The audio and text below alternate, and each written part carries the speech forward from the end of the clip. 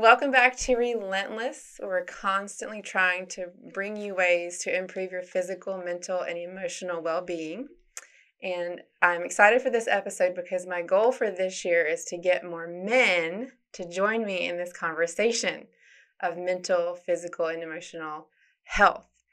So my guest today is a friend that I've met in Charlotte. Again, we have such an amazing community of entrepreneurs, people in the health field trying to help their clients grow and learn.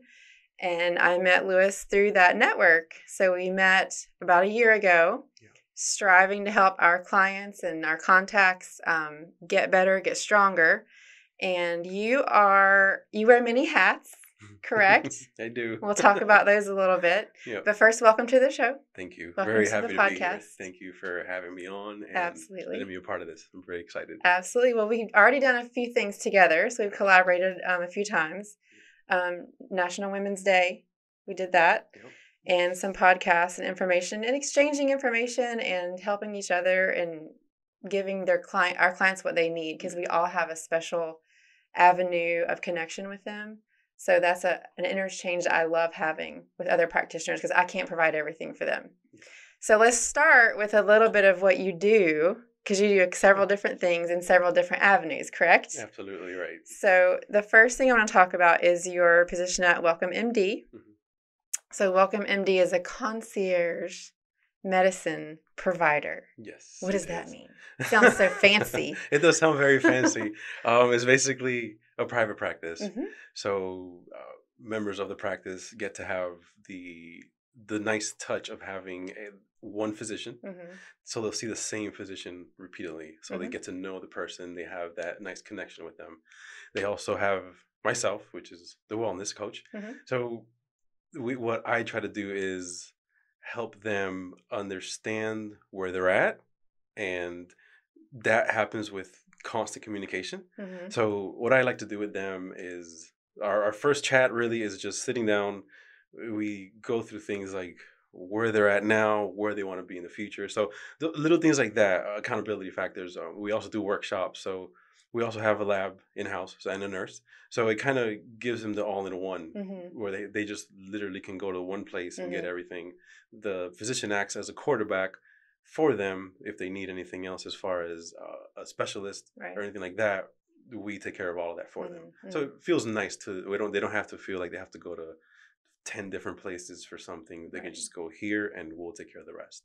So that's what that is. And it seems like that might be where medicine is gravitating towards, because people are growing weary of feeling like a number or walking into a practice and waiting for hours, not being able to get an appointment. So you have doctors that are realizing this, and I think that have that old-fashioned or back in the day desire to still help people and build a connection with them. Because I don't know what the most recent number is, but I think it's like the average time that you have with a doctor is 12 minutes. Have you heard one of those stats? Yeah, it's or something right even less. Between 10 and 15 minutes. Yeah. So I think practitioners and doctors that have that desire to really build a relationship with their patients are kind of start gravitating towards that style or that business model of care. I think that's awesome. Yeah, absolutely. I completely agree with that. It's a very needed mm-hmm. part in the healthcare industry. Yeah. It really is. And that's why a lot of doctors, especially him, Dr. Akampora, he used to be in that other world mm-hmm. where it was just, they were seeing about 70, 80 patients a week mm-hmm. and they would try to fit it, but they just can't. It's not possible. Yeah. So they would literally get a knock on the door, like you have to go to the next patient, and you've only been there maybe 10 minutes. Well, the scary thing is it is being done. Yeah. And that's what's unfortunate is it's being done and people aren't getting the standard of care that they deserve. Absolutely. Yeah. So a lot of the members that are with Welcome MD or a concierge practice, mm-hmm. they love that model because mm-hmm. then they feel like they're a person. Right. Like you said, not just a number. Yeah. So they get that nice personal care and that personal touch. And so the other thing I like about it is even though he's the primary care doctor, he obviously has a mindset for a more holistic approach, mm-hmm. even though he's a Western medicine doctor, because he has you on staff. Mm-hmm.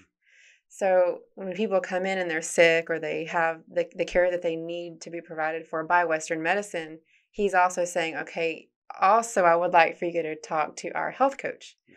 So talk to me about what it's like to get someone. Is there a little bit of convincing sometimes that you have to do with people when they come in for what they think they're coming in for, but then he's like, well, I think you need to go talk to our health coach as well. So tell me about how that transition sometimes work and doesn't work, because I'm sure there's times where it doesn't work. Right, absolutely. And it does happen. Sometimes it works and sometimes it doesn't, and they want to blame the process, but it's usually just because they're not ready for it, which is fine. Everyone has their own time frame of when they're ready and when they're not. But yes, every single person is always like, so what do we do here? Like, what is this about? What is this strange? Yeah, what do you mean a doctor's telling me to come to a wellness guy and talk to you? I thought that was his job type thing. So he had all the answers. Absolutely. So it's very interesting when they start learning that, okay, I can actually make progress and changes with doing daily behavioral changes. So that's literally my job. Is I find out what they're working on when they've seen the doctor, and then I get a good grasp of the information, and I see, okay, if their issue is they want to lower cholesterol, they're trying to fight bringing down their blood sugar levels, things like that. That's where I start. So it's always different for everyone. So when I get asked, so what is the structure? It's very difficult to answer that because everyone's different. So everyone comes in with a different issue. So absolutely, when I talk to them, it's a lot of me listening and asking very key questions based on what their end goal is and what their immediate needs are. So that's really where we start from. And it just, everyone, I try to do at least weekly check-ins to keep the accountability going. So my goal is to find what that issue is, that deep-rooted issue is, and change it, and then work from there backwards. And that's really how you make those behavioral changes, by doing that. Find out the why, how they got there. So they're what they're getting is literally more face time with a provider. So they're walking into their primary care, which they should, but they're also getting the connection and the accountability and the one-on-one. Literally having eyes on you is a big deal, to have someone hear you and listen to you and walk through that story of however they got there. Absolutely. Yeah. And having that one-on-one face-to-face and you sit down, very personal. So they start feeling more comfortable the more and more they do it. Yeah. They start opening up more and they're like, oh, okay, this is interesting. I like this. And I give them homework. Right. Because that way they can take it home and they don't feel like they're being judged or being watched over as they're filling out the little forms. Like I like to do weekly actionable goals, and set some long-term ones, but I like to make it realistic for them too. So if they're setting goals that are just really not realistic, but it's what they've seen and heard or whatever, I try to kind of bring them back to reality, but in a nice, positive way, to where they don't feel like they're being beat up. Right, exactly. So that's. So tell me a little bit about the facets of what that looks like. So your fitness, your a little bit of health, food coaching. So tell me a little bit about the avenues that would be someone's homework that you work with them through. So it would be, let's say if they're trying to figure out what works for them, as far as they want to get on a workout plan and they want to do a nutrition plan, like you're saying. I love the InBody machine, which we did that other day, which was great. So that gives me a good grasp of where they're at now. It helps me a lot to understand how their muscle tone is, where they're at with body fat percentage. It lets me know where they're at as far as calorie intake wise.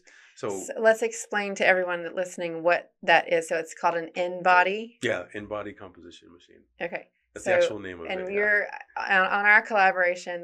My information will be out because you did that test with me. So he's going to talk more about that on his platform. So basically, you stand on this machine barefoot and you hold on to the handles. And what I love about it is it gives you real numbers. So when I'm working with clients, they say, "Oh, I'm working out. I'm doing the homework," and you can look at their numbers and be like, are you really though? It's not there. So you have legit numbers, which is great because then they have a goal. So the machine does that testing and you have them on that, and it tells us a little bit of the information that you get from that machine. Yeah. So it's a breakdown of water weight, muscle mass, body fat mass, skeletal muscle mass, which is a great thing, which we talked about, was fantastic because it really lets you know how they are, how injury prone they are. Because if you see that those numbers aren't right, then that's where we need to focus on. It also breaks down the body fat percentage. It gives us a breakdown of how the lean mass is distributed in your body. So right arm, left leg, right leg, trunk, everything. So it's really, the detail in it is fantastic. Yeah. I love that machine. And for every single member that's working consistently, we do it every 2 months. That's awesome. And usually body composition changes within every 6 to 8 weeks.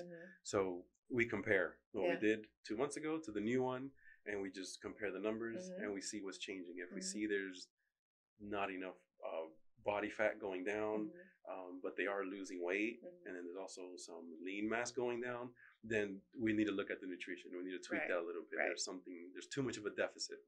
Or if there's not enough lean mass growth, which they want, then we'll look at how's the eating as well, and how's your exercising going. So it's really good because it's great personal, specific to the person information.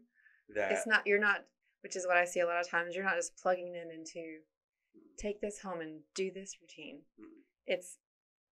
This is you on a piece of paper. There's this piece of paper, there's no one else like that. So you give them very specific information to their body, which can be a little daunting because then you're held accountable. Absolutely. Because what I see in my work is people will come in, and we've talked about different kinds of tissue on the thing that we did. So people, they feel tight everywhere. But what they don't understand is it could be a lymphatic issue. It could be, your tissue could be tight but still weak.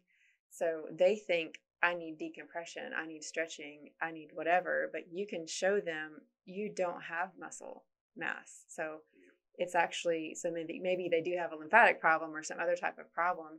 But that's the just like the cherry on top of the cake of your style of care is you can figure out what it is. So kind of give me some like stories of clients you've had in where they thought they were doing okay, but then they're given this information, and do you see like the light go off in their eyes? Like, have you seen that? I'm sure a lot.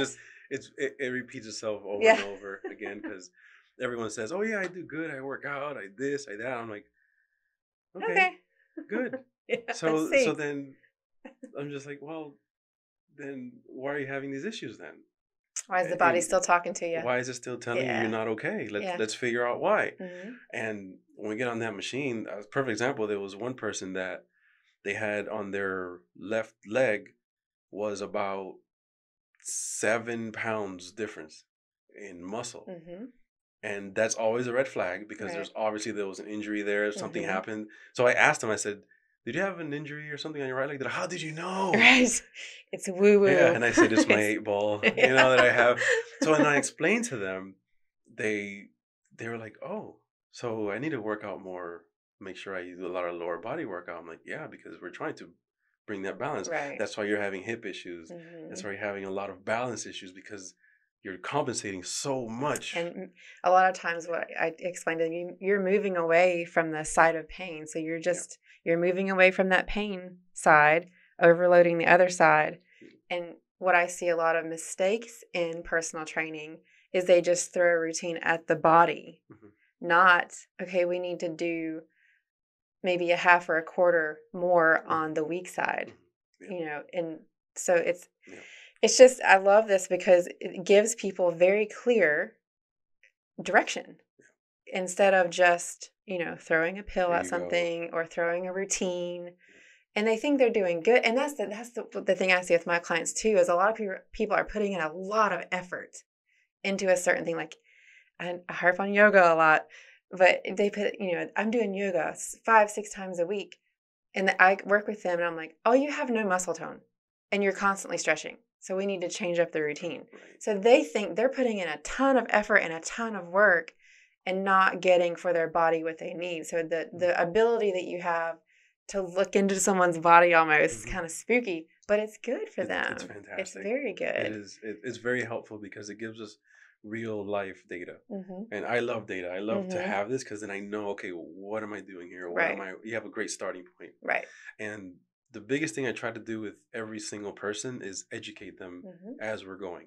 So that test takes, you remember, it was like 5 minutes to do it. But the explanation of it, at least half an hour. Especially, like, luckily I'm in pretty good health, so it was kind of to the point your of looking numbers at were the great. numbers. I was like, this is what we want to see, everyone. Yay. I'm a star pupil, yay. You are a star pupil. I mean, you just needed one visit, you're done. Right, Yeah. But with someone that's in a situation where they're sickly or they're in pain a lot, it's going to be dissecting that printout and figuring out where to start with them. And I like that it shows it was the calorie that they need, but just to live, not to do what you're going to, which is it. And that's where you would come in to help coach them on how to achieve those goals. Because what I see a lot of is people are just simply malnourished or not eating enough. Absolutely. Whenever I get those calorie numbers, 9 out of 10 are like, that many? Right. Yeah. And I'm like, that's not that, that's like for you to live. Right. And that's when I asked them, I said, usually give me an example of your day. Tell me what so just by what they tell me, I always tell them, I said, you're eating literally like 500-600 calories a day. Yeah. This is why you have all these underlying issues. Let's fix this. And the fatigue and the brain fog. They don't and have the any depression. energy. It all goes into it. So as soon as we start working on it, I make them log the food. They're like, oh, I hate it. It doesn't work for me. I'm like, well, really? How's that working out for you? Right. Like, how's your game plan working? How's that working? Let's try mine. Yeah. For a little bit. And if it doesn't work for you either, what did you lose? Right. Just go right back to what you were doing then. But if you give me a solid amount of time, and I'd always tell them, this is a lifelong change. This is a lifestyle. Right. So don't look at this as in a couple of weeks I'll be great and everything like that. You know, I've met my goals. No, think about this. You're talking about 12 months at least to make some serious changes. Yeah. So the ones that are dedicated make amazing changes. There's a couple that they started with me about 8 months ago, and she's lost almost 45 pounds and he's lost almost 50 pounds. Wow. But safely. They're eating. They're eating replicatable. Food. It's actually sustainable. They don't feel like they're starving. They're exercising more. Yeah. But it all started with tracking, and holding themselves accountable. So if they do that and I do my part, it works. It's a team effort that works. And again, what I love about it is that it's not throwing a diet and there's great ones out there. And if you don't have a specific issue or problem you're working through, they might work for a large mass of people. But if you want the best results, you have to figure out what is your makeup, what makes up who you are and how you got there. Right. So finding that out it's almost like you're cutting off the time that it would take you to get where you want to be if you just have the right information. Absolutely right. And you also do genetic testing there. And I was just gonna say that. Yeah, it's like a step. It's like a step up. In we were talking earlier about in any industry, just showing up on time on a regular basis puts you way above the fray. So you've already taken a step up by giving people a longer time face to face, more clear, concise testing per se. Now you're adding genetics in there. So talk to me about that. Yeah, and that's pretty cool because it's still very new. So it's still kind of at the beginning of it. So I can only imagine what it's going to go to in a few years from now. But the amazing thing about it is that it tells you your blueprint. So it tells you what your genetic code says about you specifically. So, and that's why it's so important to explain it correctly as well. Because if someone reads that and they see all these deficiencies or their high injury risk, they can be like, wait a minute, that means I'm gonna like fall apart. Right. And it's like, no, it's just that's where you come to the explaining part. It just means it's a wheel in the cog of a huge contraption. Exactly. So it does tell you things like how your body is for lactose intolerance, celiac predisposition, and it does give you what your body would work best as far as Mediterranean style, low carb style, or high fat. Because if your body does not process carbs correctly or is very sensitive to them, then obviously you should stay away from a lot of simple carbs and stuff like that. So a low carb type diet would make more sense for you. So that's where that comes into play. And it's not for everyone. It really isn't, but it is for someone that's just trying to really fine tune what they're trying to do with their life. If they're an athlete and they want to get an edge on even more little things, or just someone that's really wanting to be healthy overall, sure, absolutely. But definitely, it's a great tool. It's a great guide, kind of like the InBody sheet. It's another great guide. So combining those things together, give everyone like literally, this is how you can start.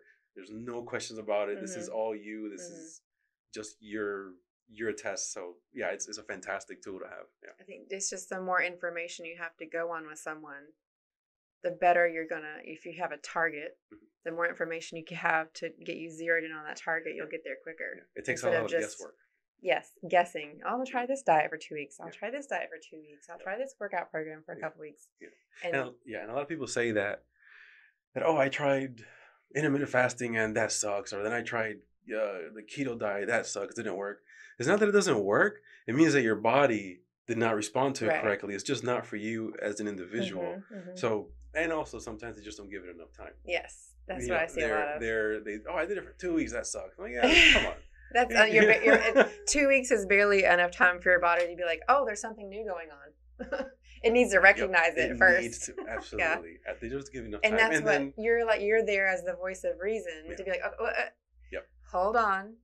Give it a couple more days. Are you even doing it still after 14 days? Exactly. I haven't seen your tracking, so I don't know if you really are doing it. And once they stop that tracking, is usually because something happened. And then they feel bad. Yeah. And they feel bad. And that's when I just remind them, and I tell them, it's not, don't feel bad about this. This is fine. This is just a little bump in the road. Get back up. It's not a big deal. It's not a big deal at all. That's why I told them, that's why we do the InBody every 2 months. You can fix anything within that time frame. It's totally fine, but I need you to be transparent with me and trust me so I can help you correctly. Because if you tell me you're doing great, and then 2 months later, you've gained the wrong type of weight, there's something happened. Because I'm not with me, I'm going to be like, wait, what's going on? Right. And the big thing is you lost time. That's one of the biggest things that I see. And life happens so quick and fast and hard. And when we get in these moments, we 2 or 3 weeks go by like nothing. And that's 2 or 3 weeks that you've lost to get your body on that good routine. So I love the idea of people having you in their corner, because you're checking in on that week mark. Saying, hey, what's going on? Hey, if we need to back off a little bit, fine. But let's at least do this much. And then whatever that life event was, if it was sickness or someone fell or whatever it was, because things happen all the time, they'll recover quicker. Absolutely. Whereas if they were on their own, it's going to be a month that they lost. They have that, and it that takes guide. 2 or 3 months to recover. So that's all. It's got to feel, just like with my work, it's got to feel very just life affirming, and you doing your calling to see people succeed, because you have this couple that's doing amazing, and to have a part in that it's an awesome feeling, isn't it? It's that's why I still do what I do. And it's funny because the way I came into this was a long time ago, but I've been asked, why don't you move forward, or why don't you take there's like different positions, different things. And honestly, I just told them I just love what I do. I'm happy doing it. To me, there's no better fulfillment than being able to help somebody completely change their life. It's something that I dealt with, and we talked a little bit about that. I've never talked about it much at all, but we'll get into it later. It's don't worry. It's just it's a great thing to be able to help someone in that way and see them physically and mentally change, and just be. It all goes together. It all goes together, and then their demeanor changes, their attitude changes. They come to see you. They're like, "Hey, what's going on, dude?" Everything changes. And then you build that trust, because then they'll start asking you about things that don't even fall into that world, but it is health related. They're like, "Oh, so, can I ask you about this?" I know exactly what you're saying, because a lot of people have asked me, because I'm a hands-on body worker. I still see individual clients on a regular basis. And I've been asked, why don't you open a practice of providers, manage them, have them work on people, or teach or whatever? And I'm like, I like the one-on-one. I can add in some other stuff as well, but I'm the same way. I love that one-on-one, because it fulfills that. It's just a different level of accomplishment to help someone I never say I heal anybody or I fix people. Like that's a common phrase that I need you to fix me. And clients say that. They don't really, they don't know what they mean really. I don't fix anyone. They take information I give them and change. But I'm the same way as you. I don't want to give that up. Yeah. I don't want to give up that hands-on body work for a long time. Yeah. Because it's just, yeah. And you're the same way. Like you could go many different avenues with the career that you have. Yeah. But I can see how having that, just seeing that look in someone's eyes, and I'm sure you have people cry in your office. Yeah, a lot. Because their life changes. And a lot of times when they start to realize these things and they start to face them, they get very emotional. And when they get on the machine, because I've helped so many people get off of that whole I gotta weigh every day. I gotta do this every day, and it's instilled in their mind. So they feel like they have to do it, and if they don't do it, they feel bad. It's almost like they learn how to trust their body. Yeah. They learn that their body can go through things, recover, get back to the routine, and it's like I can be okay by myself. I can do this. Yeah. We need you, we need me. But I can do this on my own and then check in. Yeah. And that's where we want to get our clients, not relying on us. Absolutely. Just to the point where they need to check in every once in a while. Absolutely. Get a little, if they're off the wagon. There's some where I literally just need to send them a message because it's gotten to that point where we wean off. Because I do, just like you said, you want them to be self-sufficient. Absolutely. You want them to like be a child doing it on their own. That's the signs of a good coach, of a good practitioner. Correct. That they learn to do this on their own. That's why I educate them every single time we meet. It's a little extra piece of knowledge, until when the InBody comes in, I just show it to them. And I'm like, what do you see? And they start learning more how it looks, and that. And I'll still break down the numbers, of course, but what do you see? What do you think? Yeah. And it works. Yeah. And then they come out of there, they feel empowered, they feel educated, ownership, they feel strong.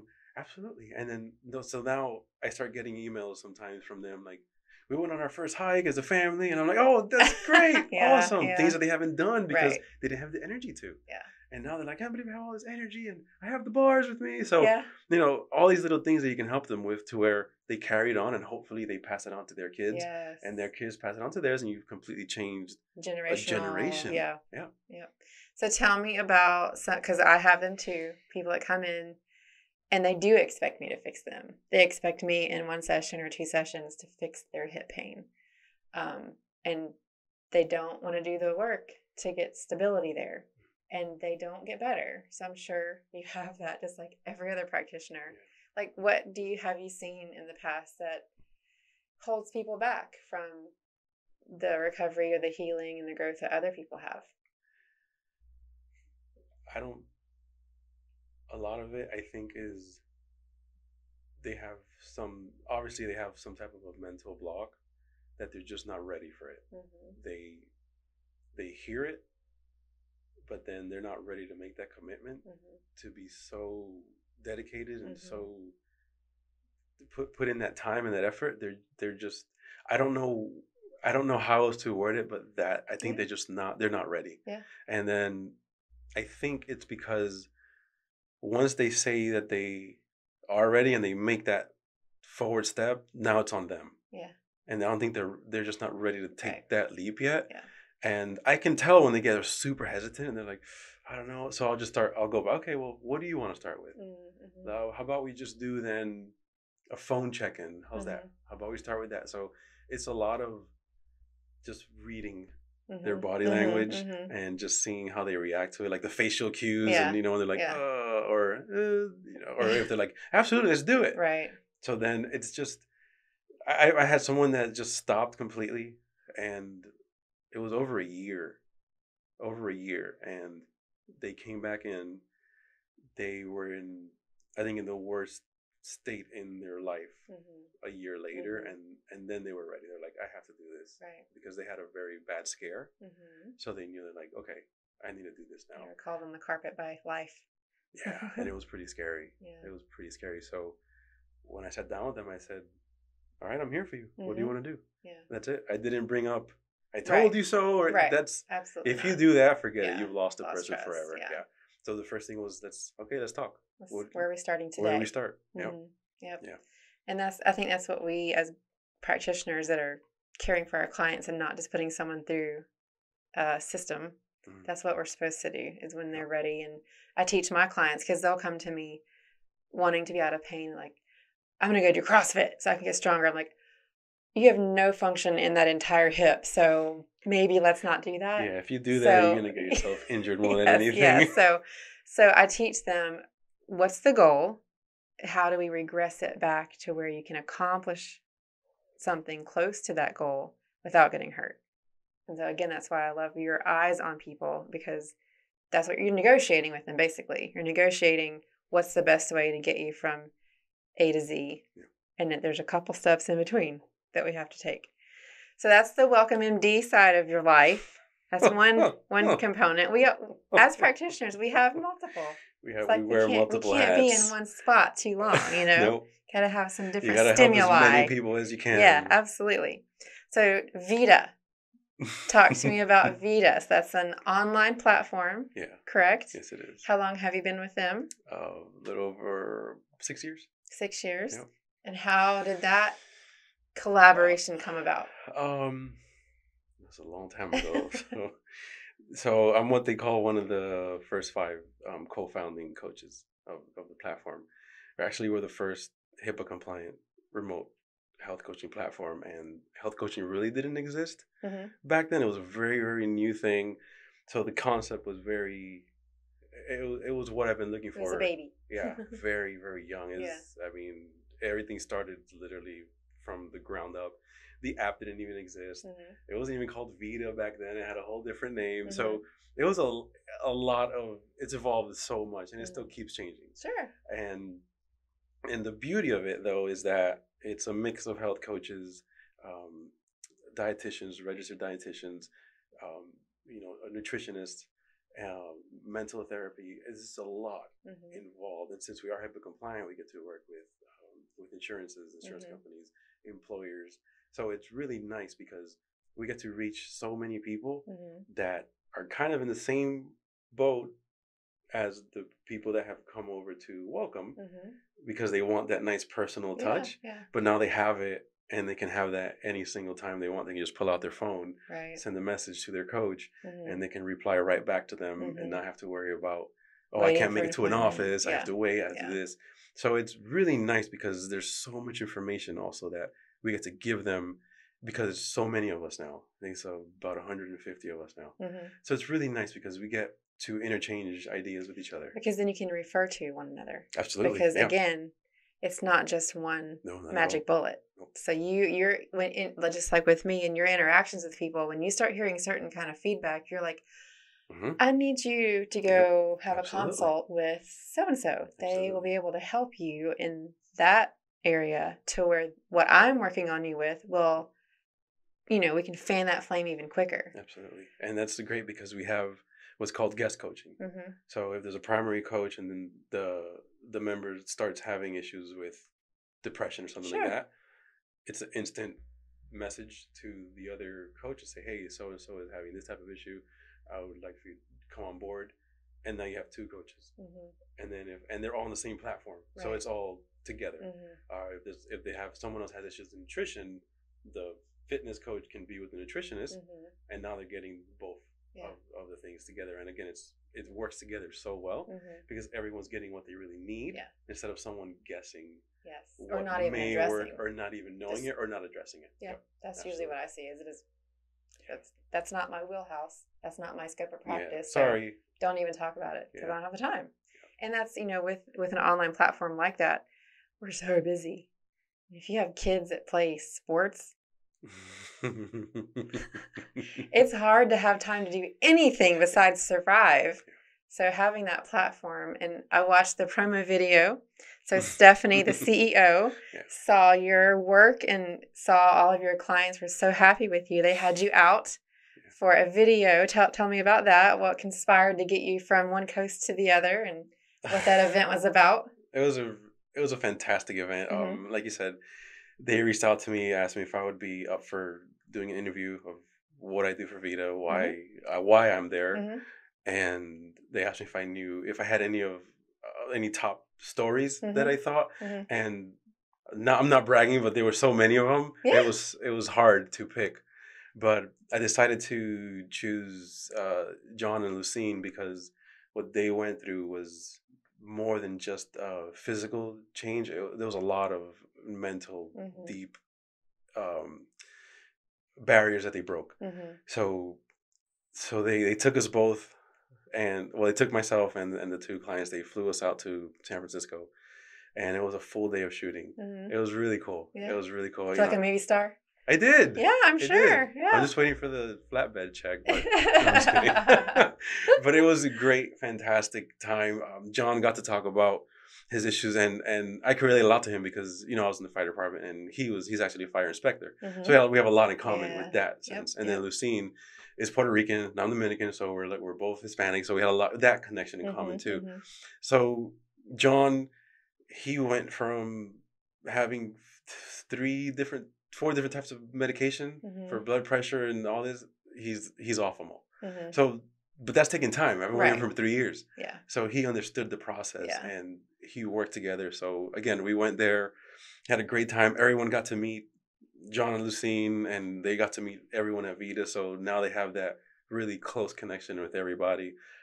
It was a documentary that was for On Demand with Rob Lowe. Mm-hmm. So we didn't get to see him, unfortunately. Mm-hmm. But we got to share the importance, which was the biggest part for me, was being able to share why I do what I do and why it's so important for everyone to get help. Right. And we talked about the healthcare system and how distorted it is. And so having that platform that's online, like you said, and for people to get to see real life members making changes like that, they're just everyday normal people, have full-time jobs, like a typical person, like a typical person, and then again, moms with kids that have take them to the games and stuff.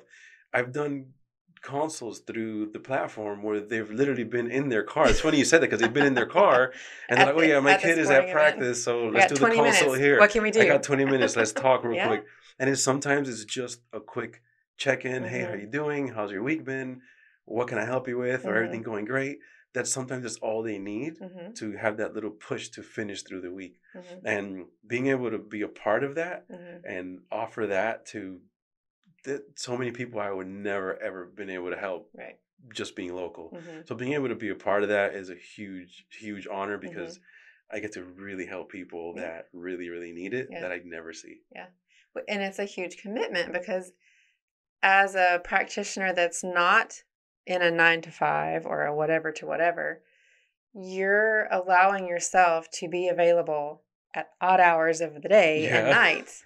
So it's a commitment of love and compassion for people that you're willing to submit yourself to because you care so much. Yeah, and it's sometimes, since some of them are in California, so 3-hour difference. So sometimes I'll have a consult when it's 9 o'clock my time, and it's not, it's 6 o'clock their time. Yeah. And they're like, wait a minute, aren't you? I'm like, yeah. They're like, oh my gosh, no, don't worry. I'm like, it's fine. We're just like, what can I help you with? I want to make sure that I'm giving, and of course, yes, I know I need to sleep, but I'll make changes with that if I need to, especially if it's someone that really does need that help, and especially when they reach out, it's obviously because they need to talk. So so that's an awesome platform, and like you said, some people have connection that they wouldn't have otherwise. They wouldn't have taken the time to do it. Yeah, so that's one thing I love is technology actually is helpful for us sometimes. It's very helpful. I mean, let's do stuff like this to share even more. Yeah. And let people know that help is out there. Yeah. I try to encourage people all the time, wherever you are, you're passing by one of us probably on a daily basis. Yeah. And we may be in a zone, like we were talking about earlier at the gym. We're in a zone because we're doing our thing. But just stop us for 1 second and ask us a question, ask for advice.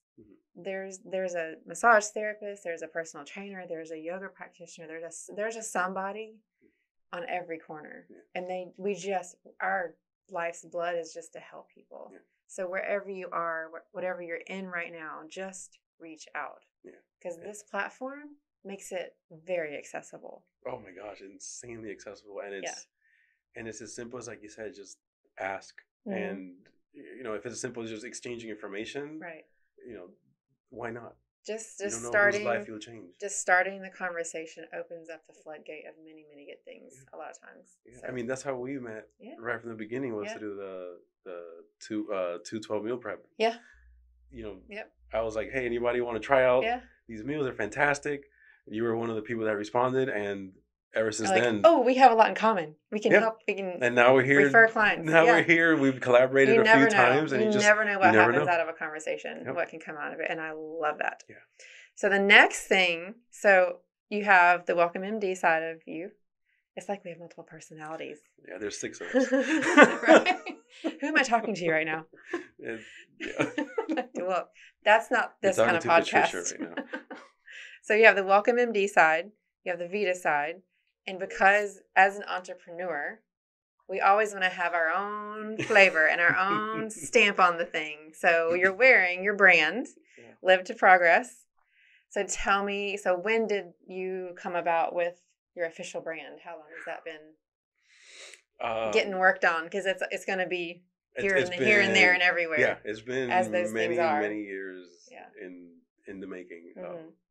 My friend Vic and I, we started. It was like we would spot each other at the gym working on stuff.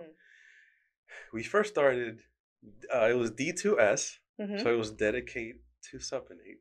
Okay. Ooh, that's like supinated grip with the barbells. Yeah.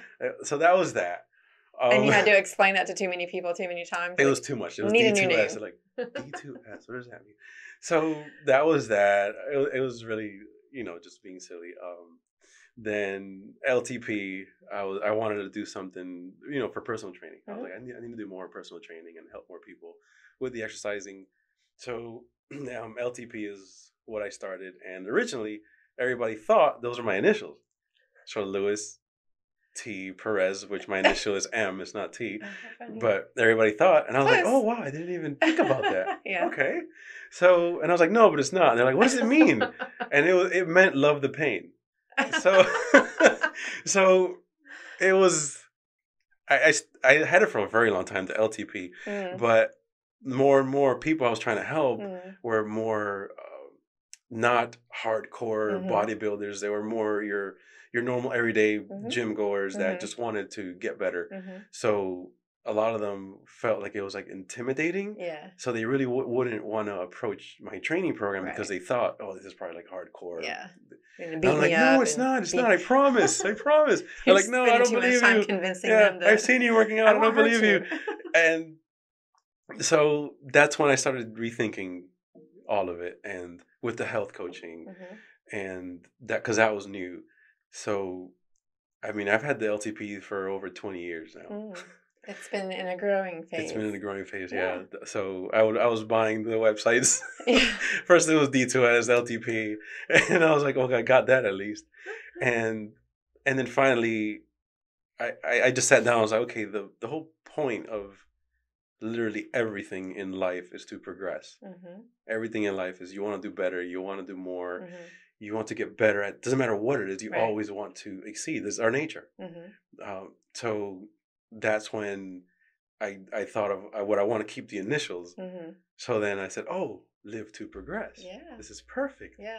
And so I bought the website before. It just takes us some time to come around to the right fit. It does, because we're so busy doing what we love to do that we don't think, well, I need to put a brand on this so that everybody understands and knows why I'm doing what I'm doing. So it did change as soon as I changed it to Live to Progress. Everything kind of changed, where it was, my whole focus changed to, this is not just exercise, it's not just eating, it's everything. It's stress, it's sleep, it's your day in and day out, your behavioral changes. If you fix that, you fix everything. Right. So that's how Live to Progress came to be. And it takes a process sometimes. 20 years in the making. I don't think many people get it right the first time. Which, and it's just, and I think it's just part of, I think it's part of growing. Gotta earn it. Yeah. Yeah. And I think it's part of growing is that it's okay to change.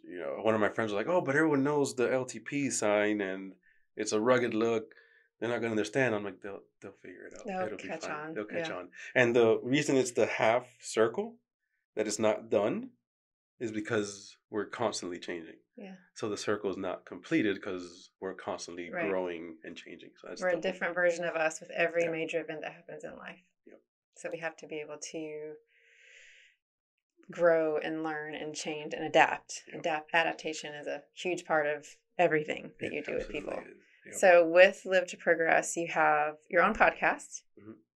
And a lot of your podcast is taking people, I think, that are accomplishing a fit lifestyle and sharing their journey. Yeah. Is that correct? Yeah, it's made to help others that are going through struggles hear the struggles that these athletes or fitness enthusiasts or wellness specialists went through or are still going through, so they can understand that they're not alone. Right. So a lot of times, like we've talked before, everyone just sees the perfect picture on Instagram or I've got a X amount of followers, whatever.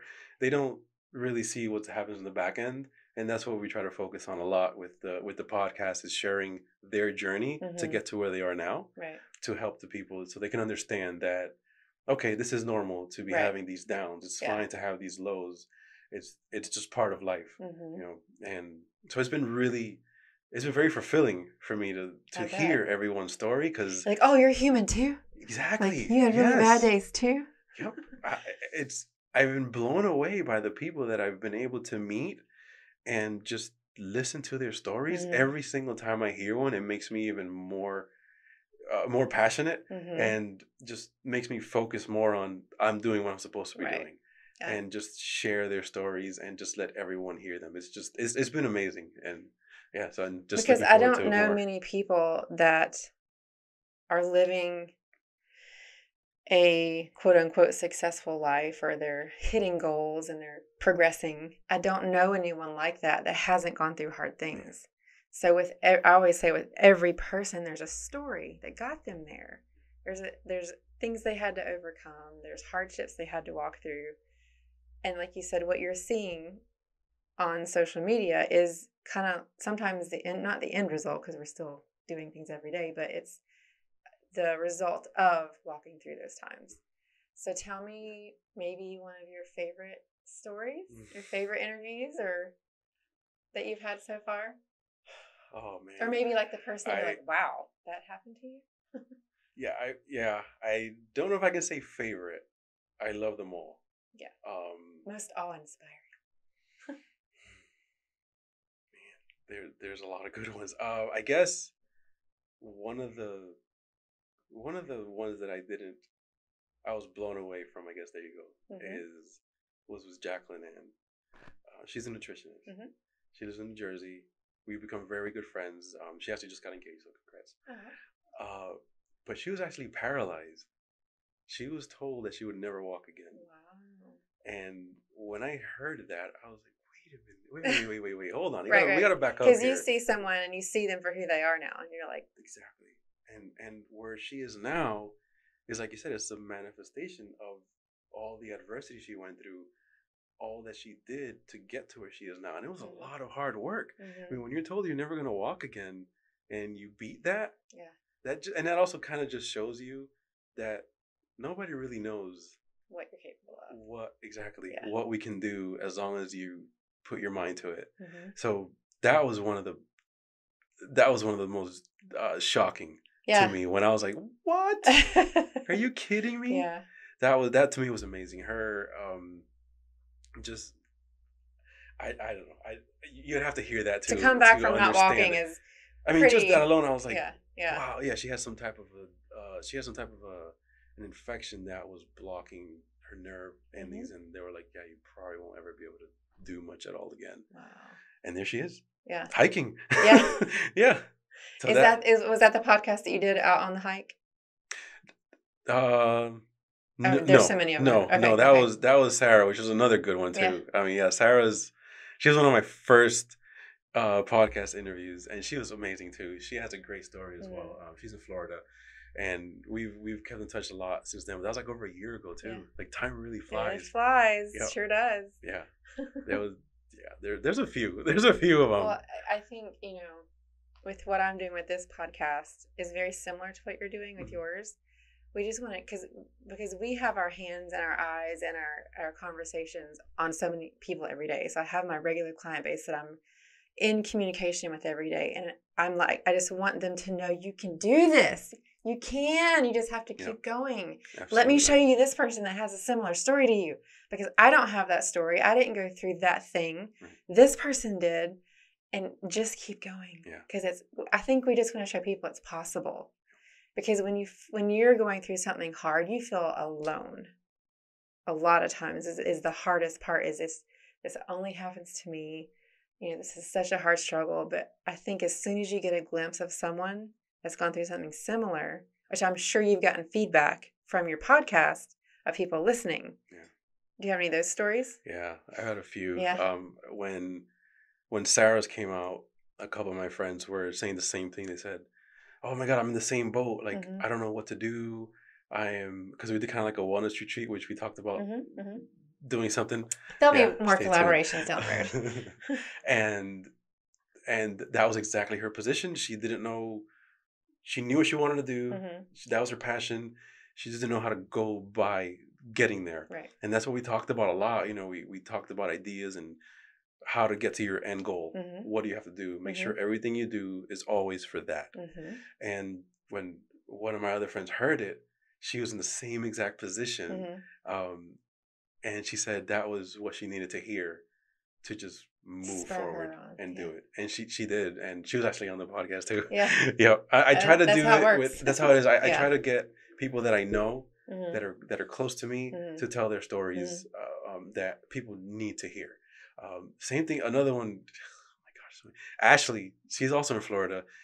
A very, very good chiropractor. She knows what she's doing. I know we talked about that a little bit, but she's it's kind of like lawyers. There's good and bad ones in every industry. Absolutely, but she's amazing. And same thing too. She had a lot of issues happen in her life, but same thing. She goes, I can't give up. Right. She's like, this is what I want to do. I cannot give up. Yeah. And again, Christy. She's a mom of two. When she had her children, she got very overweight. She wasn't not happy at all. She kind of felt lost, but she got back up at one point and started working on it, and now she's in incredibly good shape, but also mentally. Right. She feels so happy about herself, and just so many people that get to make these changes because they get to hear stories that we're choosing to have on our show, to where they can talk about it and be a light of hope to other people and let them know that adversity is nothing. Right. It's all on how you decide to handle that. We can't control anything like what's going on right now. I'm not going to bring it up, but we know what's going on, and we can't control that. Right. Let's focus on what we can control, which is something like this. Yes. We're giving a nice positive light to the situation. In whatever way you can, take a step forward or maintain. Sometimes it's just maintain. Just do the good things. Do the things that you know are good for your body, good for your mind, and having someone like you in their corner, that's going to be a lot easier for them to do. But I love your podcast, and I just having, because I'm the same way, and people. When you're in a strong season of life, things are good for you health-wise, they think it's just easy for you. Being 5'10" doesn't hurt, in that goal. Like, it kind of helps. But we all have hardships. We all have health issues. I mean, I don't know of anyone that doesn't have something with their health they're dealing with, or a spouse, or a child. In those three, one of them have a pretty serious health issue. That's a constant concern. And for me, like, I do what I tell people to do. I practice what I preach. I only listen to I obviously keep up with what's current, but I'm constantly flooding my ears and my eyes with positive stories like what you're telling, because I need to hear that. When I'm going through hard times with my health, I need to see these people. If she can come back from being paralyzed, I can't stop. What's our excuse? Right. And it's, But on the flip side of that, I've have some other men that are going to be coming on to do the podcast, and I asked one friend, and he was like, "Well, I mean, my story's not that, it's not that intense." Or I'm like, "It is. You just haven't given yourself credit, because you've come through it." Exactly. But what I told him, and what I'm sure you can attest to as well, because you see your clients. How I always say is, I have very similar clients come to me with similar pain patterns, around the same age, same number of children, same lifestyle, and one will take off and do really well and get better and strong, and one either stays the same or usually gets worse. And the difference is just those little steps every day. Yeah. So being able to be aware of that and just stay on board is the determining factor in whether they're going to go. So that guy, my friend with the, my story's not that. What I said was, if you would have spent a few more weeks in depression or bitterness and made a couple different decisions, you wouldn't be where you are today. And so that's what I'm trying to showcase is, I can see where you are right now in life. I can see where he is. People can see where I am, but they don't know what we've come through to get where we are. And so now we're going to caveat into more personal sides of this conversation, because that's, with me, people, again, I was a volleyball player. My daughter's a volleyball player. So we have that build. So they assume that we're just naturally healthy. I wasn't, and I'm not. I have to work really hard at it.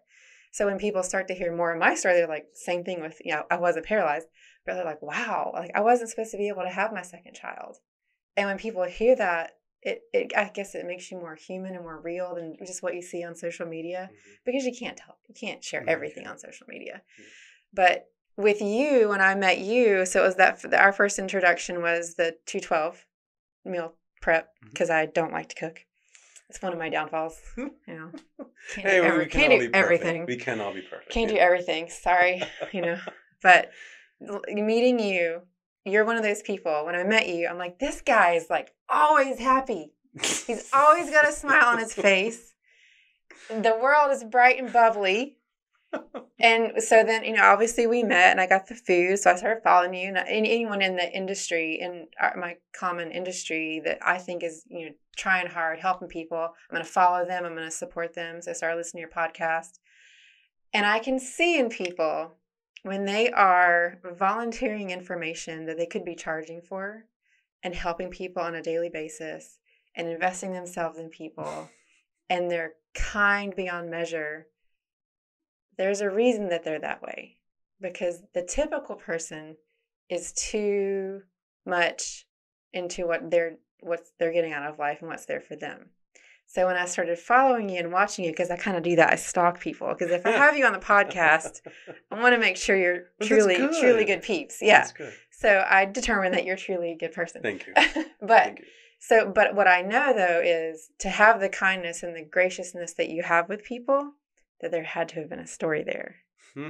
So that's what we're really here for. All this other stuff was just preliminary, just fluff. So I know you have a story as well. Oh yeah. One of the first things I was going to ask you about was, a lot of the things that you do revolve around being outside. I can see that you love being outdoors. You love hiking. Like a lot of your podcast, our event, you took us out for a hike. So where did that start for you? Your love for the outdoors, was that from childhood? Was it, family outings? I've always liked being outside. We always took a lot of road trips when I was growing up. Like my parents always got on the road and we go to Disney, because we lived in Florida. So we would always do that, and we were always outside a lot. So being outside, to me, it's like it takes me back. Yeah. To those days when things were so much simpler. Yeah. All I had to worry about was, what are we going to eat today? Right. And that was it, having a good time with the family. And so to me, that's how I project it on to when I'm doing stuff. Like, let's go outside. Let's have fun outside. And it just feels good. Fresh air, especially Crowders. I love Crowders. It's just such a nice, simple hike but it seems to be quiet. So I used to do this a long time ago when things weren't so crazy. I used to go to... Stop being so good. What you do? I know. If only. I used to go to Tennessee. Oh, yes. Love it there. Just for the weekend by myself. Mm-hmm. I would literally tell my family, hey, I'm going. Obviously, I'm taking my phone, but I would shut it off. Right. And I would just stay like the whole weekend, just not do anything, just Mm-hmm. relax, go for a walk, go for a hike, eat some local foods and whatever. Mm-hmm. And that was it. That was my disconnect. Mm-hmm. And then I'll come back. Reset. It was a reset. Absolutely. Yeah. So, yeah. Well, again, being with what we do, we're constantly taking on people's emotion and stress, and we need to reset every once in a while. Yeah. So that makes total sense. It's and the outdoors does that for you. It absolutely does. Yeah. That and my dog. Yeah. If they can't talk back, they won't say no. All they want is love. They always want love. It's not even funny. I love it. And that's because we're constantly taking in all that stress, all that, I would just say negative energy, all that emotion from everyone, and we're just taking it. And it just gets to a point where you can't give out of a full cup. You can't pour any more in there, or you can't give when your cup is empty. Yeah. So those things are very necessary. There's some days that I feel I need to get to the mountains. I'm so drained. Yeah. I'm just done. Yeah. Like I just completely just shut down, and it's because of that, because we're doing what we love, so we're really invested in it. So we want to give as much as we can, and then sometimes you just go overboard, and then it's like, oh shoot, I did it again. And then you pay for the next day. Like sometimes I'll wake up feeling like achy, or I'm just sore. Like and then my strap tells me that my HRV is like down the floor. I'm like, I know, I did too much.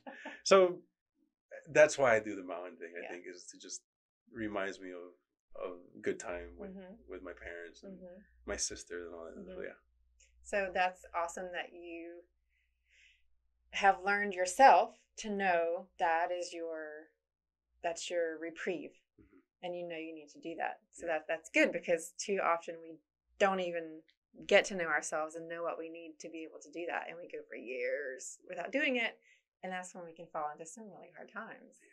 So that's that being outside, being outdoors is that time to reset for you. It is. So take me back to, so you grew up in Florida? Yeah, I was born in New York, but I grew up in Florida. I was raised in Florida. I think I was like 10 when I moved to Florida.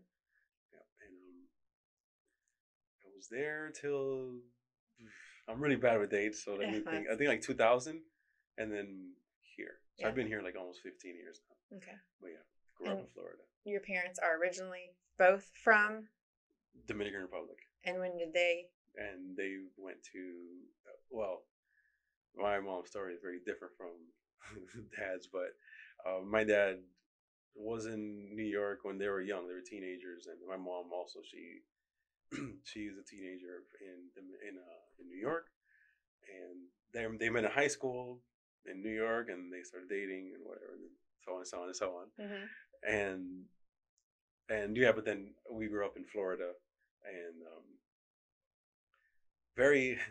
it was some rough times, because you grow up when your family doesn't understand much as far as health wise, it's very different. Right. When with the eating and stuff, so it was very different. The typical Dominican food, which I love it. Yeah, I love it, but it was not as healthy as it should have been. So based on what was cultural in your family, your health wasn't great when you were young? No, I was very overweight. Okay. Yeah, very overweight. When we were in New York, I had bronchitis. I suffered from asthma, and I suffered from that for years till I was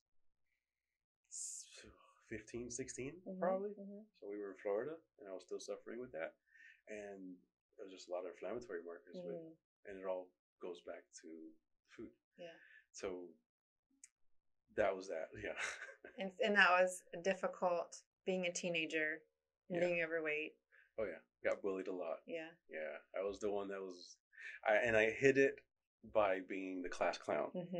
So a very common theme. Yeah, that's how you kind of like you process it, and so you're like, oh, I'll be the funny dude or whatever. So it was a lot of that, a lot of like I said, bullying, a lot of self-esteem. Obviously, you get issues with that, you know.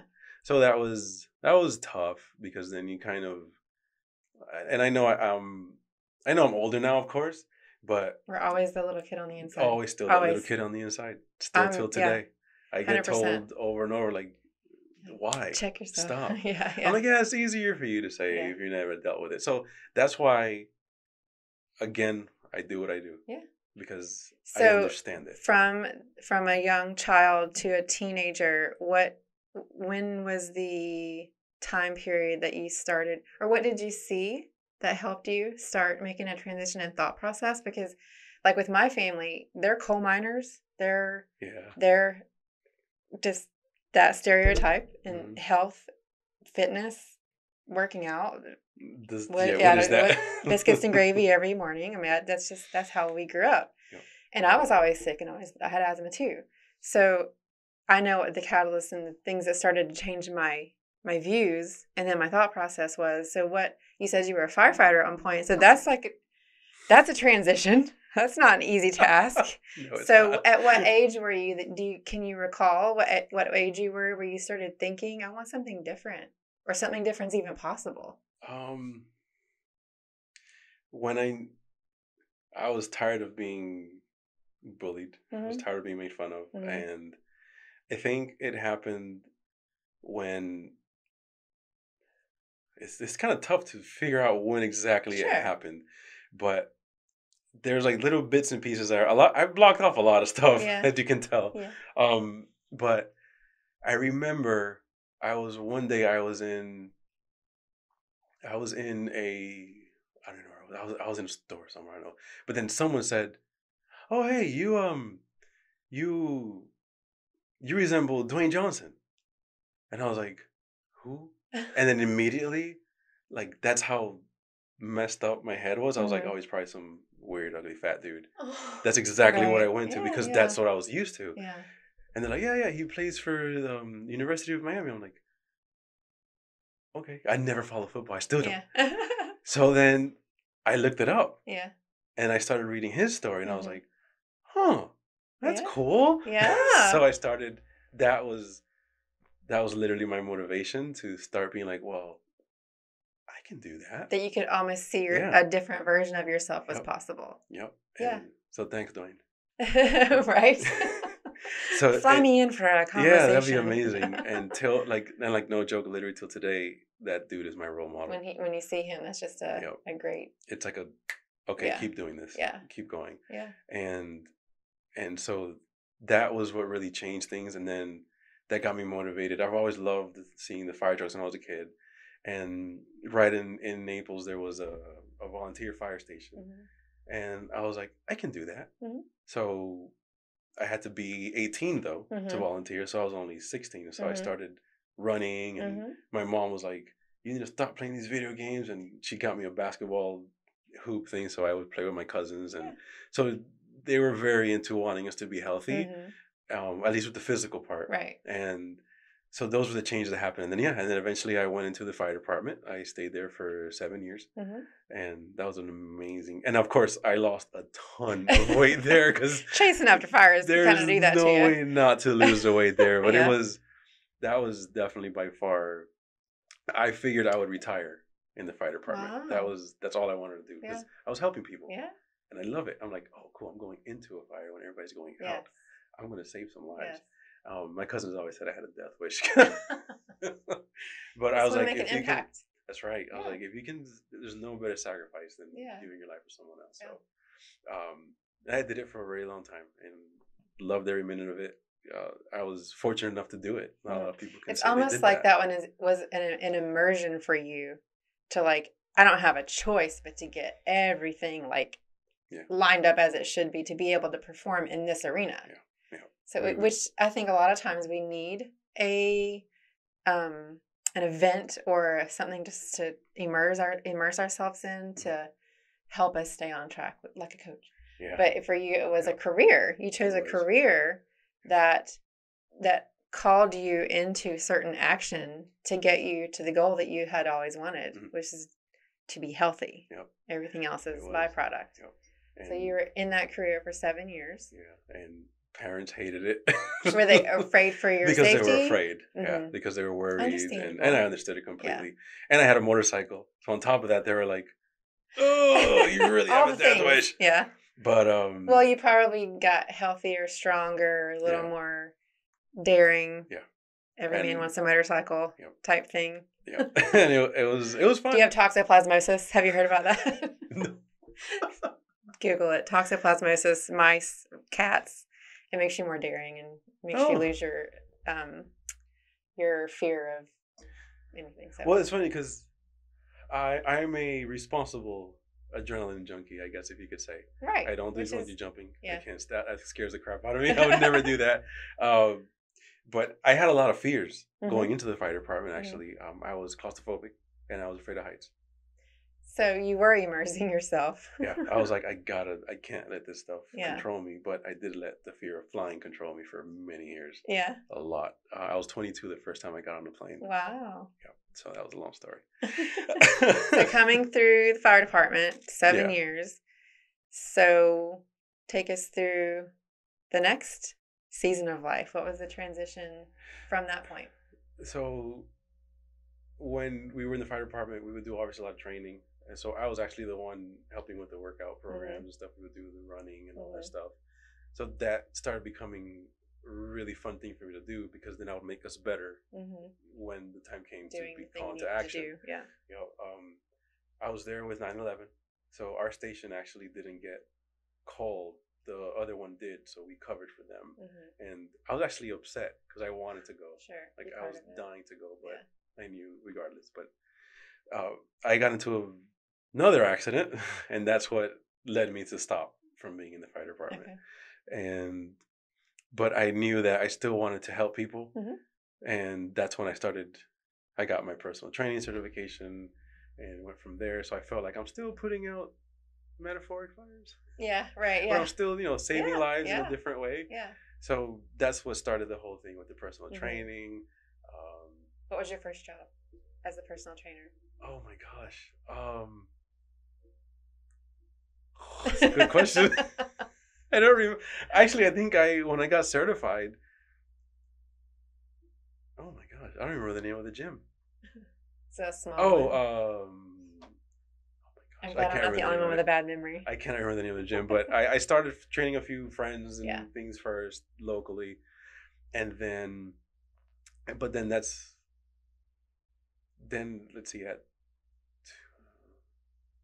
22, I think I got engaged the first time, and that didn't work, and then that's when I decided to move to North Carolina.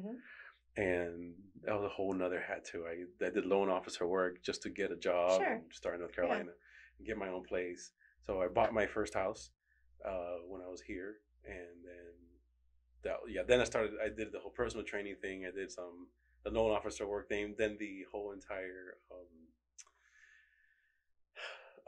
the recession hit, and then so that stopped because people weren't buying homes. Right. So I had that, and I went to another job with AIG. Yeah. So I'm making horrible choices because then AIG, I was the branch manager there for the auto division, and then AIG closed their doors. Yeah. So this is the first time I'm going to say this. Actually, I was almost homeless. Yeah. At that point. Yeah. I had my house, but I had savings, but it depleted because there was just no work. There's no income. There was no income, so. As many people experienced it was a rough time, very rough time. We moved here in 2008. Oh, both self-employed, so get it. And many people listening to this get it. So that's kind of the things that I want to bring up is what it felt like to be in those moments, because you have people, even in good times in the economy, businesses fail every day. So, and being a man, being a provider, I think it's even harder for you to go through that. And were you, during that economic downturn, were you married then? Yeah. So being, we have stories that are intertwined with other people, so obviously we're going to be respectful of their privacy.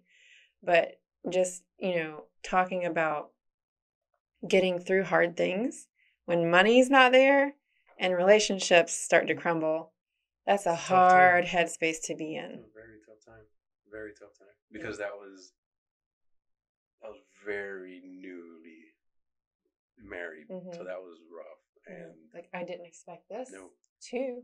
No, because I was, with that whole transition time from AIG to what I was doing, project managing, to when all that happened was like 8 years. So that was a solid job. Yeah.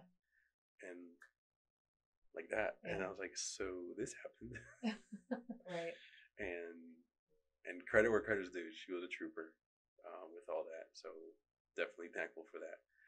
But yeah, there was a lot of up and downs.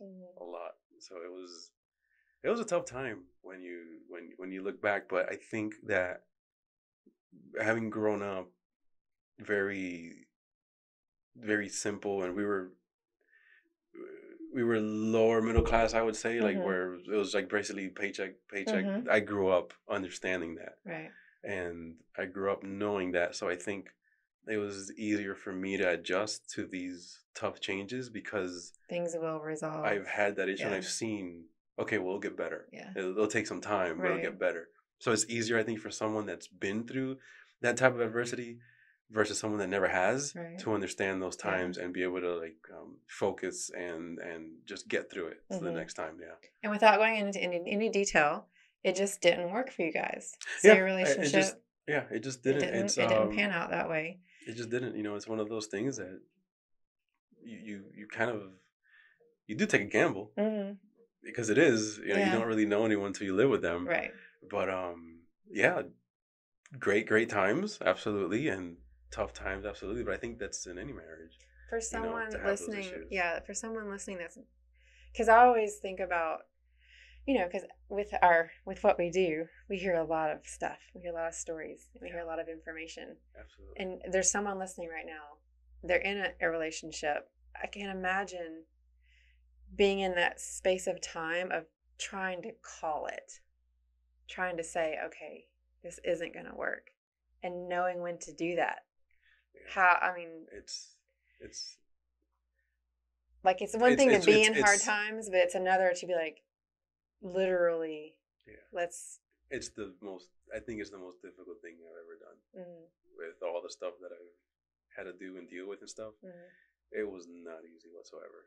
But I think it's one of those things that you realize that the more you continue, the worse it's going to get. Right. And you're just going to build so much resentment that really, what's the point? You know, just I don't know how to explain it because I've never been through that like before. And you can't practice it. It's not something you can practice and watch on YouTube. And I don't how to. Yeah, I don't. So it was not fun. So no, of course not. So bringing that back to how we were trying to help our people, specifically to your story.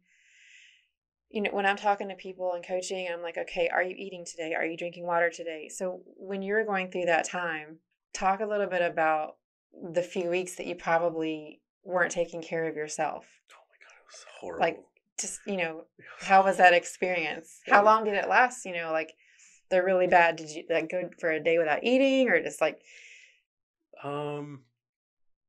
It's a big blur, to be honest. Which is probably, we have to do that to get through. Yeah. And we touched on that a little bit before that. I know I haven't given myself that time. Yeah. That grievance time, or whatever we want to call it.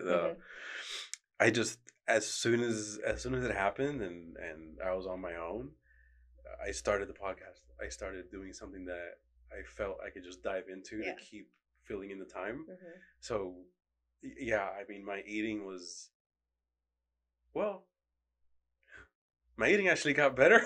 Well, I think because you were in a trajectory of the industry. Yeah. It might have been grasping at straws, but let me grasp to the right places. Right. Which is my point. A few different decisions and a few more weeks in the bad decision making, you could have been someone different, not the person that I met. Absolutely right. I have no idea where I'd be right now had I not taken those steps.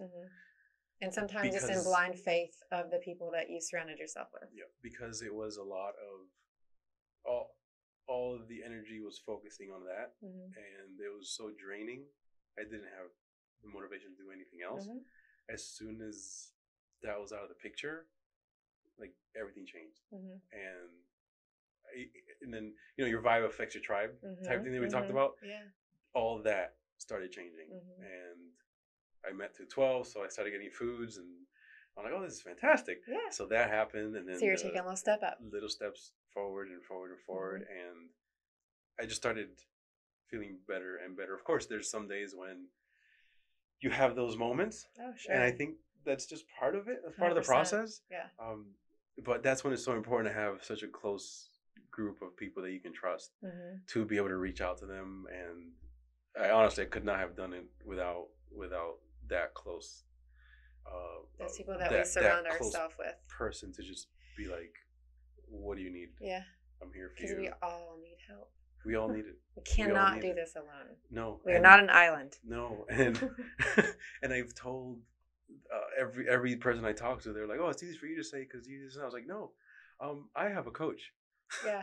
Yep. And they're like, oh, you have a coach? What do you mean? I'm like, we all need it. I told them, I said, do you see those athletes that do these events? I'm like, do you think they did it on their own? Right.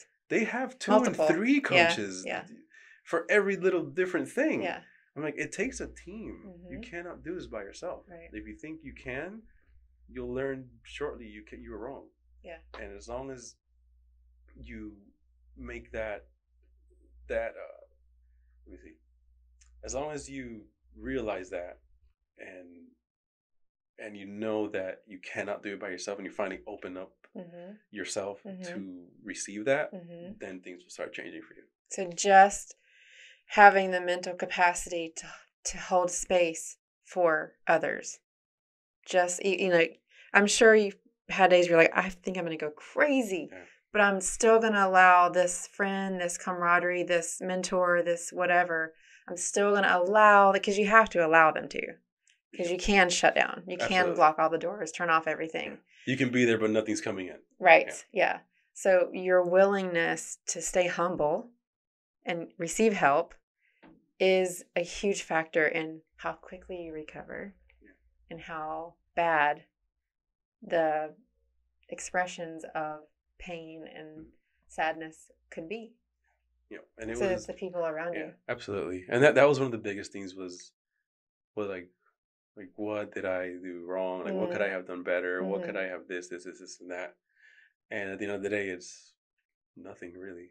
It is what it is. And move on. Move forward. Yeah. And you had people telling you that, I'm sure. And being in the fitness, I tell people this all the time too, because we get in, like we were saying earlier, we get in our groove in the gym. But if somebody asks us a question like, can you show me how to do it? Like, yeah, let me show you how to do that. Like, we're so excited to do it. And I'm sure when you were down, people that were working around, you're like, he's not acting right. Let's go get him. Let's go get him and work out with him or take him out for a smoothie after or something. Because we want everybody to feel, because we know what it feels like to feel healthy and strong. And when we see one of ours, which is why it's good to have that tribe, not doing well, we want to bring you along. So it's so important to maintain that tribe. It really is. And the cool thing is the tribe can continue to grow. Yep. Like now we have each other. Yep. And like we just feed off each other's energy. Being in an industry like ours and having the goals that we have with our clients, it's like, oh, you can do genetic testing. I can get all my clients and you need to go do genetic testing with him and get your muscles red, and he needs to tell you the things. And so it's just to constantly build that tribe of people is so important. It's a beautiful thing. Yeah. It really is. And you won't find those if you have a negative mindset. Those people just go right around you because you're not attracting that type of person. You only attract that person when you're there doing those things, when you're hiking, when you're at the gym, when you're at a yoga class, whatever. It's when you're doing something that's healthy and positive, you will find those people. Yeah. You will not find the negative people in those circles. Right. Because they don't do those things. Right. Yeah. So leave us with, I guess, we kind of just covered it, but so if you were talking to someone, a friend, a client that's going through one of those hard times, finances are through the floor, relationship is either ending or isn't where it should be, what would be your words of encouragement from a physiological standpoint, the biology behind your body, what it needs, and the emotional side of it? what would you say to men out there and women, because we all have the same emotions, but that you would help them to know, because now you've come through, you're single, ready to mingle. I don't know about that. but you've come through this process. Like I said, I would never have known that about you because you don't carry. There's a list of a victim profile coming through trauma and recovery and boundaries. And one of them is that one blames everyone. The other person is fighting everyone. They're in that. That's when they're in your progression of healing. You're ready for a fight with anybody that comes your way. And the next person is completely ignoring everything they need and doing everything for everyone. And then the place where you come to where you've healed, and we're always a work in progress, but you are at a capacity where you can stand up for yourself, but never in a bitter way and never in an offensive way. And that's why I was drawn to your story, because that's who I see in you. When I don't know that other person you're talking about, because we're always a different version depending on the circumstances we've gone through. I only know the happy, kind, helping Luis, so that's to get to that point that we had to come through the hard stuff. So in talking to people and getting to that empowered self version of healed, which I believe you're in. And of course, there's always room. Everybody needs therapists. Absolutely. But how would you encourage the listeners because somebody that's listening is going through what you've already come through. Yeah. How would you encourage them to keep on that way to recover quicker? I don't know if it's what would work for them. It's what worked for me was get a book and start writing down what you're feeling. I still do that till today. I write down if I'm feeling anxious, if I'm feeling that I'm trying to deal with something, I just write it down. And it helps me then to be able to look back and see where I was. Because there's stuff I wrote in that book that when I was back then, I was like, wow, I don't even know that person. Right. But I think being able to be real with yourself and knowing that that book is just for you, that no one else will ever read that. Right. And I burned it, by the way, because I started a new chapter. That's see, you don't even know, but you're taking yourself on your own healing journey. Yeah. It's actually, there are many practitioners of mental health. That's one of their protocols. Really? Absolutely. Man, it is. Well, I think, again, you being just surrounded by this industry, you absorb things that you don't even know that you're using and utilizing. That is a healing mechanism. So the whole reason that works is our mind is often our worst enemy. And the unknown, intangible idea, we could even make the situation worse than it truly is because of our ideas and our thoughts. But when you have to take the thought, put it into an action of writing down, and then it's a tangible thing, you can actually, like you said, you go back and read it, and you're like, it's not that bad, dude. Because there's different, because a lot of therapists think there's we have different personalities inside of us, We have the guy that's the positive one, we have the one that's mean and nasty, and the one that's sad. And when you see your thoughts written down, you're like, it's self-accountability, really. And it's like, okay, I must not have eaten that day, saw someone I didn't like. What the heck happened? I got a call from a friend that yelled at me, and that's the result of that. And then the next page, the next day is, that guy's happy. Let's be that one. Be that guy. And the burning of it, that's a big technique in a lot of healing practices. Good. So they write down what they're feeling, the thing that they want to heal from, and then you take that true, tangible thing and you burn it, and it's just a sign of letting go. Letting go, yeah. Releasing that thing, releasing that version of you that you want to grow from. That's exactly right. I guess I'm on to something. You are, you're doing all the right things. I did that with the home that we had. Did the same thing. I waited till the lease was up and I moved. Because I was like, I don't want to be in that space. In the memories. So that can go to women that have been assaulted. So, and that's getting into the tangible body of trauma. Smells will elicit triggers in people and memories. Places, literal places. So you knew intuitively, I need a fresh start. I need new surroundings. So that's all things that people listening can hear and try it. Yeah, Can't just hurt try to it. try, You you never know? know if it works till you try it. You don't, and when people ask me, should I try? I'm like, yep, try it. Unless I Yeah, know it's counter, exactly. not, Right. it's contraindicated for you, try it. You know, you never know. And honestly, be active. The gym took a whole new meaning for me when all that happened. That was is still my place to go to completely disconnect. Headphones on, hoodie over the head, just focused and just do the work. Yeah. I rarely ever have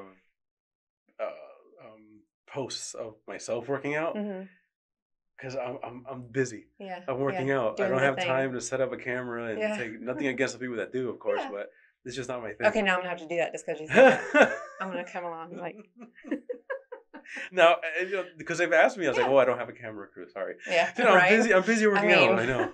Jeez, what I've been doing my whole life. So that's.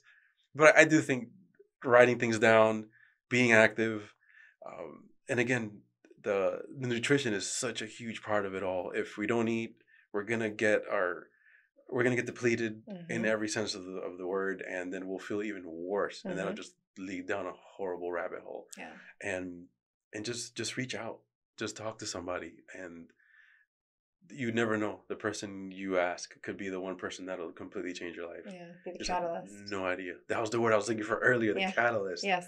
That you never know until you ask, and it doesn't hurt if they don't know that. Oh, I'm sorry, I don't know. Right. That's fine. But refer out. But you asked. Yeah. And I'm actually speaking about like mental health and all that.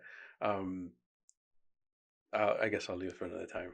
No, now you said it. Just give us a little tease anyway. Okay, fine.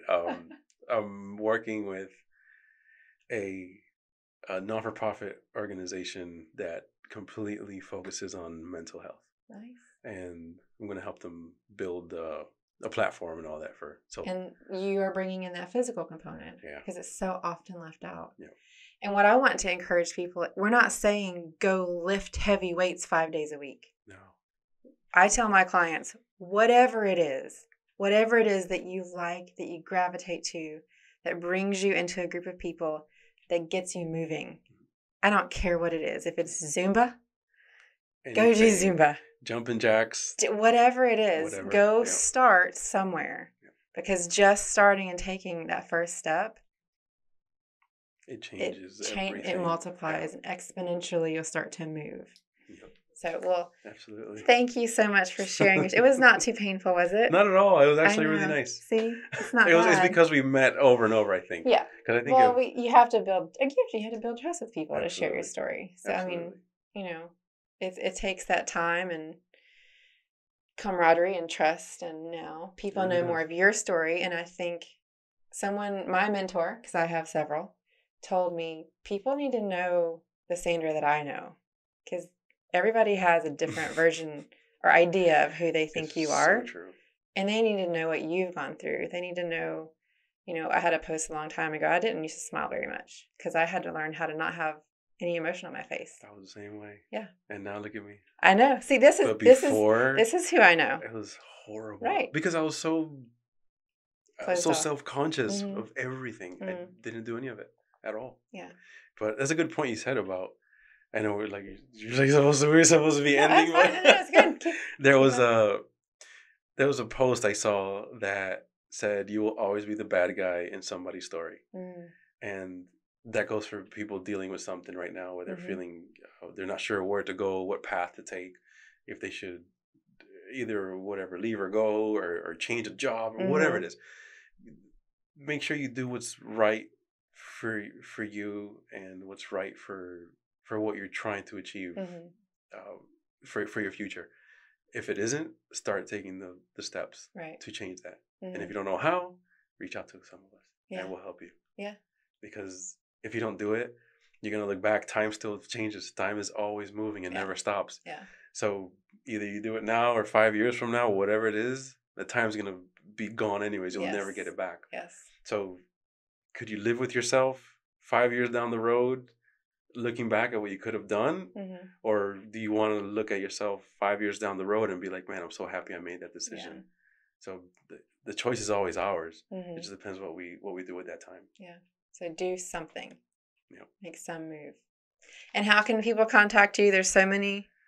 I guess the easiest way would be Instagram, because then they can find you in all your other platforms. Yeah. Live to Progress. One word, Live to Progress. And website is livetoprogress.com. Everything is also on there too. So, and you have a lot of things on the horizon with some events and some retreats coming up, and we have some pretty cool things, collaborations. And so anyone that's looking to collaborate in the Charlotte area that has a different field of practice, he's great to work with. Reach out to us. We'd be more than happy to do something and work together. And we have a very big healthcare event coming up in November, so just follow along and see where it takes us. Yep. Well, I hope this has been helpful. Some instruction, some true testimony of coming through hard things. And I always say, if you take one thing from this episode and do 10% of it tomorrow, that'll be good. And that'll be a step in the right direction. Thank you so much for being on with us. Thank you. It was my pleasure. Until next time, keep living that relentless lifestyle. Thanks, guys. Bye.